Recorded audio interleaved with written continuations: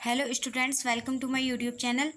आज हम बायोलॉजी का एक मोस्ट इम्पोर्टेंट टॉपिक डीएनए का वाटसन एवं क्रिक मॉडल पढ़ने वाले हैं, जिसे हम डायग्राम के साथ में समझेंगे।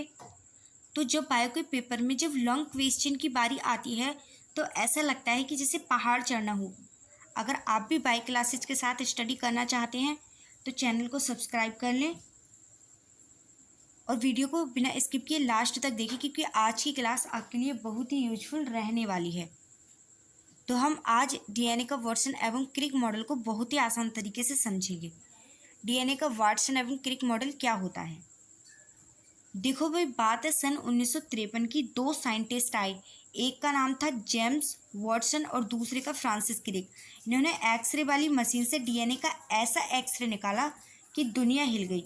इन्होंने बताया कि ये जो तुम्हारा डीएनए है ना, ये कोई साधारण धागा नहीं है, बल्कि ये तो एकदम डबल हेलिक्स यानी कि दोहरी सीढ़ी वाला मॉडल है, जो आपस में सर्पिलाकार सीढ़ी की तरह लिपटे होते हैं।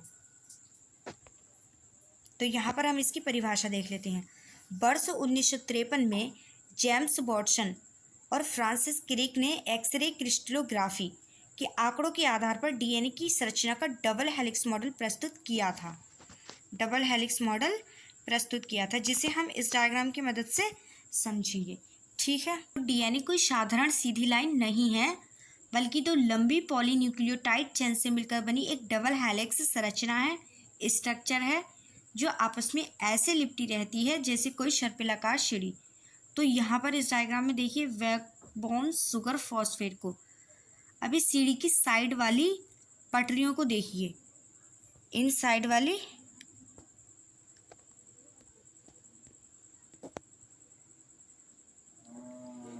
इस सीढ़ी की इन साइड वाली पटरियों को देखिए। ठीक है, ये बाहर की तरफ ये नीले और नारंगी गोलों से मिलकर बनी है। तो यहाँ पर ये जो नीले गोले हैं वो यहाँ पर क्या दर्शाते हैं? नीले गोले पेंटोज शर्करा यानी डिऑक्सी राइबोज शुगर को, और ये जो नारंगी गोले हैं वो दर्शाते हैं फॉस्फेट समूह को। अब यहाँ पर base pairing and hydrogen bonds का क्या काम होता है? तो सीढ़ियों के अंदर की तरफ झांकिए इनमें। ठीक है, यहाँ पर क्या होता है? यहाँ आपको नाइट्रोजन क्षार दिखाई देंगे, जैसे एडेनिन। यहाँ पर ये एडेनिन, ग्वानिन, साइटोसिन और क्या होता है? थायमिन। एडेनिन, थायमिन, ग्वानिन और साइटोसिन। तो गौर से देखिए, हमेशा ए जो है, ये जो ए है वो हमेशा टी के साथ, किसके साथ? टी यानी थायमिन के साथ दो हाइड्रोजन बॉन्ड से जुड़ा होता है। तो क्या आता है? हमेशा ए डबल बॉन्ड टी। ठीक है, और जो जी होता है हमारा, वो हमेशा सी के साथ यानी साइटोनिन के साथ तीन हाइड्रोजन बॉन्ड यानी जी ट्रिपल बॉन्ड सी से एकदम फेविकॉल की तरह चिपका हुआ होता है। किसकी तरह? एकदम फेविकॉल की तरह चिपका हुआ होता है। अब आती है हमारी एंटी पैरेलल पोलरिटी। अब यहाँ क्या होता है? इसके सिरों को देखिए, इन सिरों को देखिए, यहाँ पर क्या होता है? यही सबसे ज़रूरी चीज़ है। तो डायग्राम के दोनों सिरों पर ध्यान दीजिए। अगर एक धागे की दिशा ऊपर से नीचे यानी 5' से 3', यहाँ पर ये शो हो रही है, इसमें 5' से 3' होती है। क्या होती है? 5' से 3'। तो फिर नीचे वाले की, तो इसकी एक धागे की दिशा ऊपर से नीचे तो 5' से 3' होती है, तो दूसरे वाले की दिशा ठीक उल्टी, इस दूसरे वाले की दिशा ठीक उल्टी यानी 3' से 5' होती है। तो इसी को क्या कहते हैं? Anti parallel strand. ये इसकी स्ट्रक्चर है, एंटी पैरेलल स्ट्रैंड्स की स्ट्रक्चर। तो इस पूरे डीएनए पाइप का जो व्यास होता है, इस पूरे डीएनए पाइप का व्यास कितना होता है?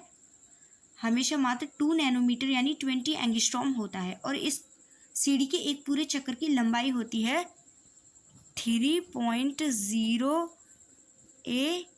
एंगस्ट्रॉम यानी नैनोमीटर, 3.4 नैनोमीटर यानी 34 एंगस्ट्रॉम। और इस एक पूरे चक्कर के अंदर कुल 10 क्षार युग्म होते हैं। कितने क्षार युग्म होते हैं? कुल 10 क्षार युग्म। और किन्हीं दो डंडों के बीच की दूरी होती है सिर्फ 0.34 नैनोमीटर यानी 3.4 एंगस्ट्रॉम होती है। कितनी होती है? 3.4 एंगस्ट्रॉम होती है, 3.4 एंगस्ट्रॉम। अब हम इसकी थ्योरी देख लेते हैं। सबसे पहला पार्ट क्या है इसका, पॉलीन्यूक्लियोटाइड श्रृंखला। तो डीएनए अणु दो लंबी पॉलीन्यूक्लियोटाइड श्रृंखलाओं यानी चेन्स का बना होता है। ये दोनों श्रृंखलाएं एक केंद्रीय अक्ष यानी सेंट्रल एक्सिस के चारों ओर सर्पिलाकार रूप से यानी कोइल्ड होकर जुड़ी हुई होती हैं, जिसे डबल हेलिक्स कहते हैं।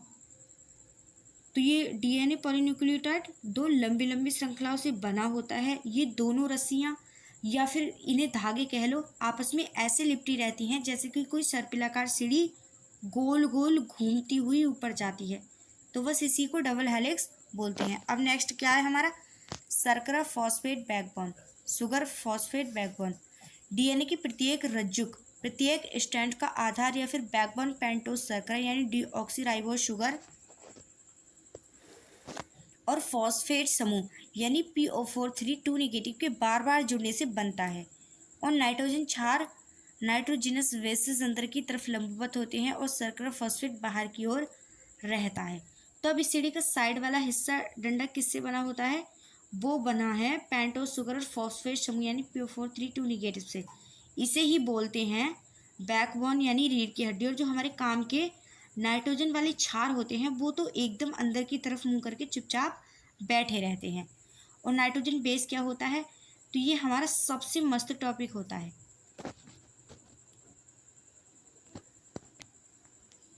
नाइट्रोजन क्षार और क्षार युग्मन, nitrogenous basis and base pairing. DNA में 4 प्रकार के नाइट्रोजन होते हैं, एडेनिन, ग्वानिन, जी, थायमिन, टी और साइटोसिन सी।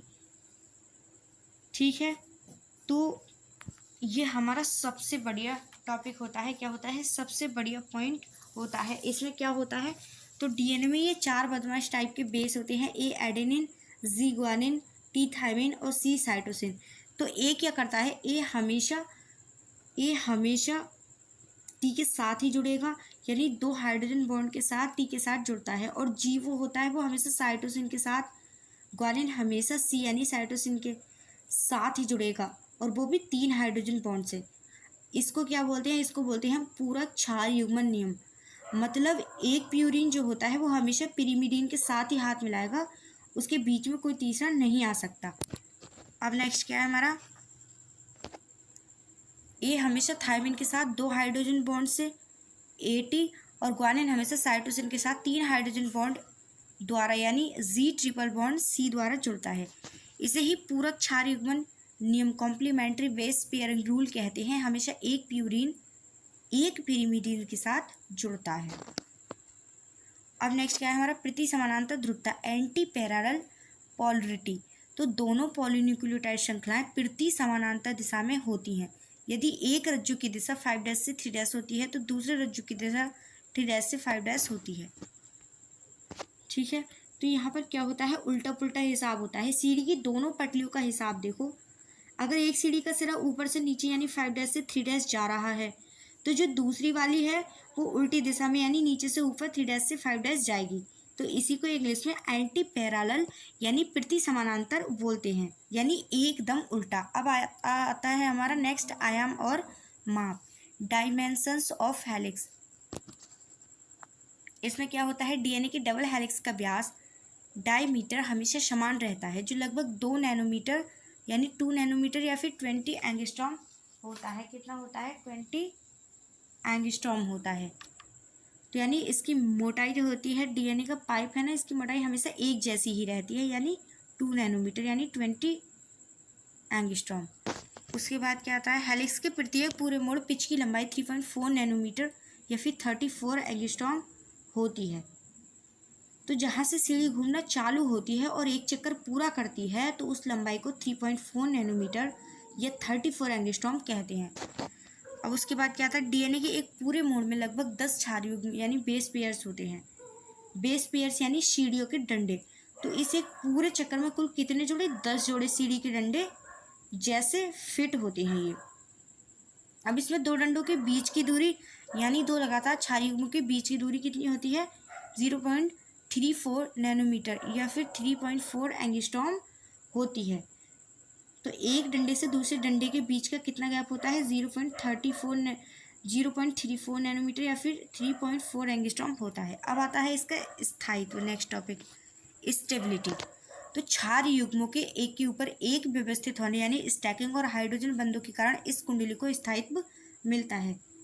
तो एग्जाम में आखिरी पॉइंट लिख देना कि भाई इतने सारे बेस आपस में हाइड्रोजन बॉन्ड से फेविकॉल की तरह चिपके रहते हैं और ऊपर से एक के ऊपर एक स्टैक होकर बैठ जाते हैं, तो इसलिए ये डीएनए जल्दी से टूटता नहीं है और एकदम सॉलिड यानी मजबूत रहता है। तो फ्रेंड्स, कैसी लगी हमारी आज की क्लास? वीडियो अच्छी लगी हो तो वीडियो को लाइक करें और चैनल को सब्सक्राइब कर लें। मिलते हैं अगली क्लास में एक और टॉपिक के साथ, तब तक के लिए जय हिंद।